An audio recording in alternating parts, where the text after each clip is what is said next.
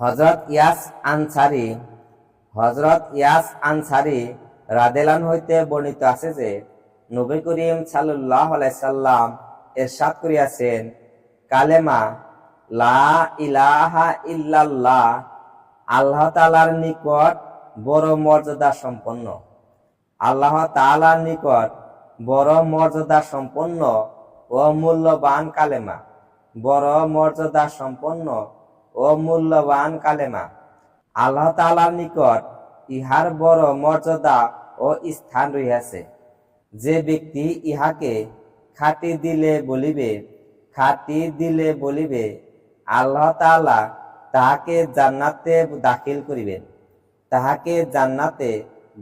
করিবেন। আর যে ব্যক্তি উহাকে মিথ্যা ও কপট মনে বলিবে, এই কালেমা দুনিয়াতে তো তাহার জীবন ও সম্পদের নিরাপত্তার কারণ হইয়া যাইবে, কিন্তু কাল কিয়ামতের দিন আল্লাহ তাআলার সহিত এমন অবস্থায়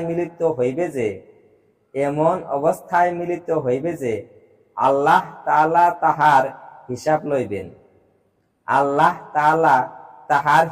লইবেন। অর্থাৎ মিথ্যা ও কপট মনে কালেমা বলার কারণে জান ও মালের হেফাজত হইয়া যাইবে। কেননা এই ব্যক্তি বাহ্যিক ভাবে মুসলমান, অতএব তাহাকে ওই সমস্ত কাফেরদের মতো কতল করা হইবে না এবং তাহার মালও ছিনিয়া লওয়া হইবে না।